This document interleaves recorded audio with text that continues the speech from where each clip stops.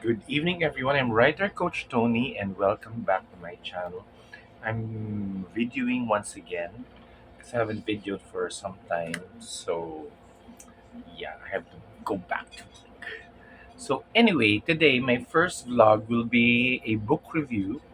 So, I just finished Maeve Binchy, Dublin 4. And once again, I didn't know that she was writing many compilations of short stories. So, when I was reading it, I was like, what happened to the other story? And I realized there are different stories. So there's Dinner in Donnybrook, there's Decision in Belfield. So if you know Maeve Binchy, she's an Irish writer. So she focuses on people who live in Ireland and then travel to the other areas of the United Kingdom, like London. So in this case, she has four stories, and they're set in the heart of Dublin. So Dublin is the capital of Ireland. So there's a society. The first story is a society hostess who entertains her husband's mistress to dinner. So out of the blue, this woman who does nothing because she's just a society maven invites this painter, well-known painter, who happens to be the mistress of her husband. So that's how the story develops, and yeah, that's how each of because there are eight guests, so minus the husband, her plus the painter, so there are five other people. Plus, I think she has a daughter also, plus good friends. They were all thrown into a loop because they didn't know how to react with the mistress because everybody knew she was a mistress, but they think she's just pretending. The society host is just pretending she doesn't know. Well, um, kung sa Tagalog, we call it bitin, no? It, the, yeah, the story just stops, no? Because I think what they were trying to build, or what maybe wants to say, is she's just more interested in how the society hostess is planning her retort against her philandering husband. The takeaway here is that she realizes that she has no one in her life. No? Her husband doesn't love her. Her husband, her husband has a another woman, and then her whole identity as a person, because she doesn't work, is like attached to her husband. So there's a part of the story where she says, "I cannot separate from my husband because I belong to the old school, and my husband, the identity of my husband is my identity. So I will be with him forever."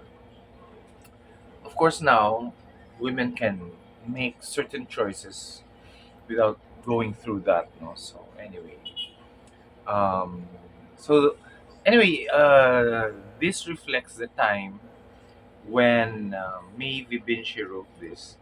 This is 1982. Yeah, so understandable that the society hostess feels that way.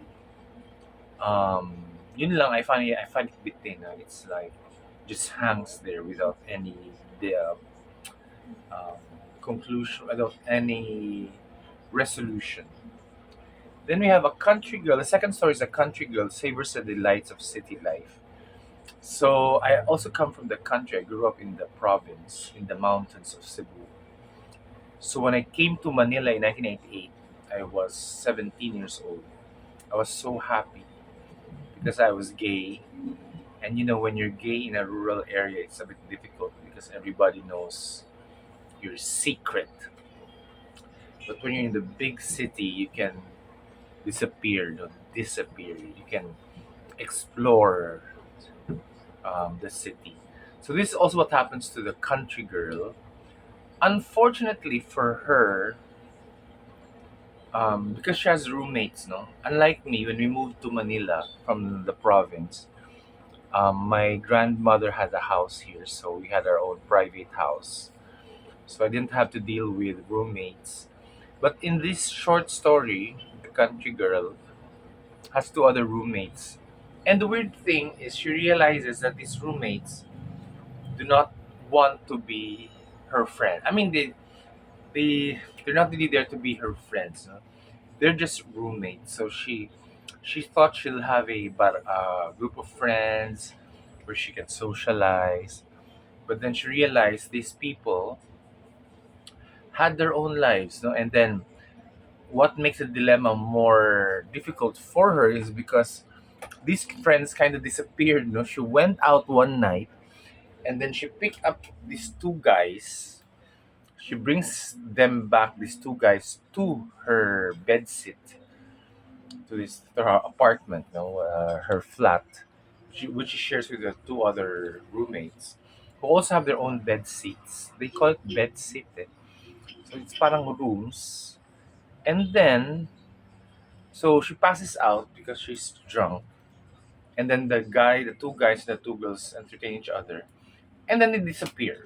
The two girls disappear for almost 3 days, for over the weekend. But everything in the apartment is clean. There are no traces of violence, of forced kidnapping, nothing. The two girls and the two boys just disappear. So she freaks out. She's like, "Oh, what happened? Do you know that?" And the worst part, the whole building where she lives, it's like everybody keeps to themselves. So they know each other by face. They know they're nurses. They have different jobs, but nobody really gives an F on other people's lives. Everybody's insulated in their own little lives, which is very true in the city. No, people prefer to be with themselves, and it's what she finds out. It's hard to create relationships. Um, well, anyway, wherever you live, it's hard to create relationships. You really have to invest. You really have to go out. And so during the first part of the story, she was really depressed. She's like, I went here expecting to have the time of my life, and then suddenly, nothing. I have no friends. I'm alone. I go out. And then she realizes, why is she complaining? She's in the city of Dublin. She should just, put herself out and dress up and have fun. But she's single and she has a job, she has money. So when she realizes that her two roommates don't really give an F about her as well. So she just takes the matter into her own hands and builds her own social life. And that part of the story is not in the story anymore. It's just the realization. So these short stories that I talk about are the lead characters have realizations.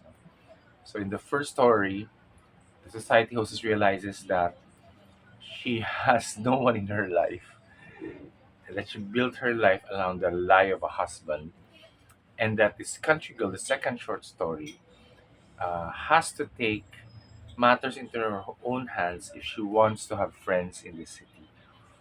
She cannot, depend on her roommates, on her office mates. She has to seek out what interests her and socialize with other people. The third one, a student faces a dilemma of an unmarried pregnancy. So this is a bit of a confusing story because, um, yeah, so she gets pregnant and then she goes to London and then she says she's not pregnant. So the whole family. So you have to remember that the Irish. This is a third short story. The Irish are Catholics, and so abortion is illegal for them. But of course, in the UK, you can get not in Ireland. You can get an abortion, I think, or based on what Maeve is writing. But you can have an abortion in London. So this student goes to London, studies there, tells her parents, "Oh, I'm pregnant." The funny thing about the pregnancy is the guy who impregnates her is soon to be lawyer. They have a law firm, so he has a very good good future. But the student says, I don't want that. I don't want to marry someone just because I got pregnant. Which has a point. But since the family is, Irish and very traditional, the mom and the dad wants her to marry the guy. And the sister, actually, the story is being told from the point of view of the sister. She's also like, but you're my role model. You have to marry the guy. And she says, you don't have to. I mean, if you get pregnant, if you don't love the guy, you don't have to marry her. You don't have to commit another mistake. But what happens is her story changes when she moves to London. And she says, oh, I'm not pregnant. Um, it's a it's a false alarm. And of course, the parents don't believe her because they really know she was pregnant. And what they felt was she aborted the baby. So years later, maybe 5 years later, she's already the storyteller sister, the younger sister, is already grown up, working, and then her sister who got pregnant is also working.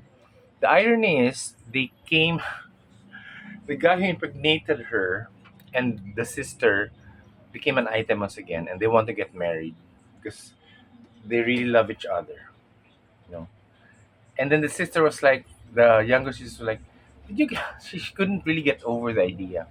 She's like, did you get pregnant? Did you abort your baby? You have to tell me, tell me, tell me, tell me. And the sister said, no, no, no, no. She denied it.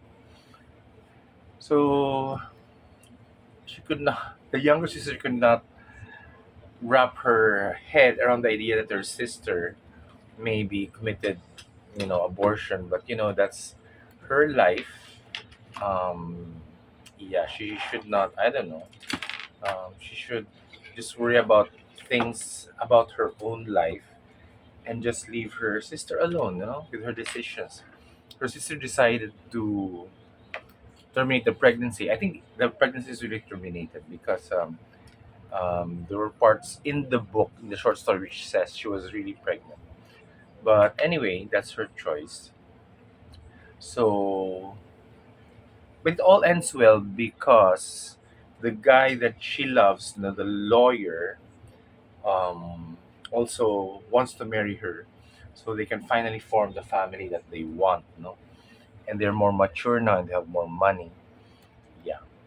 Finally, the last story is about a drink-ridden photographer trying to relaunch his shattered career. So he's a photographer, he's an alcoholic, and he goes into rehab, and then um, so he after 6 weeks now he goes out of rehab.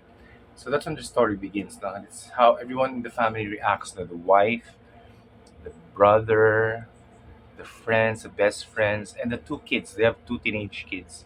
So as the story goes, they each of those characters, his family and friends, are reacting to how they're going to react to him because they don't. Because for for the Irish, because they're teetotalers anyway, they drink, like most British people. So parang they were like surprised why this guy had to go to alcoholic rehab, no? AA, Alcoholics Anonymous. Why did he have to go there when there are so many drunken Irish men who just survived, no? But anyway, he had to go because he was already hurting himself. He was very sick physically, and I didn't see in the book, but I think he was also destroying his family already. So sadly, nobody's excited to see him. Parang, yeah, they're not too excited to see him. Although he does try his best to become the normal father, to take the roles of the father, which he never did before. Husband, father, um, you know, bring the kids to school, preparing their food. So unfortunately, the kid, I mean, you have to invest time on those things. So anyway, it's a positive story because um, he finally, you know, got his life together, and if he wants to rebuild his um, photograph photographer career, he has to start with his family, his wife, his two kids, and his clients. Because he used to have many clients, but because he was always drinking, and of course the technology also changed, he wasn't able to cope with the changes. So that's it. Now those are four stories. I do find them a bit depressing, and then since there's no resolution, you kind of reread it and then ay tapos na, finished already. Sometimes I like my stories to be more, I don't know, um, full, or there has to be a resolution somewhere. Otherwise, yeah, it's a bit hard, to resolve things and then just kind of lie there. Um, yeah, which I don't really like that style. So actually, I'm not really into her short stories. No, I prefer her expansive novels about um, about Ireland, about the people. Yeah, she meets. So I'm not really so keen. Um, yeah, on on her short stories. Although all these short stories reflect um, Irish lifestyle, Dublin lifestyle. So I really want to go to Dublin in the future. This is Dublin 4 by Maeve Binchy. She wrote The Circle of Friends. This is it. So, yeah, so like me, Maeve is Irish. I'm, no, not like me, because I'm Catholic. She's also Catholic. So I think that's the reason why I like her work. And then she has this ear for women's issues. No? So those are things that I like about her work. So anyway, please subscribe to my channel. I'm going to write more about book reviews. I have a whole slew of book reviews there if you want. Please read. If you want me to read anything, please feel free to tell me. And then tell me which authors you're reading right now so we can share. Please follow me on my Instagram, my Twitter, and my Facebook. And please subscribe to my channel, Writer Coach Tone.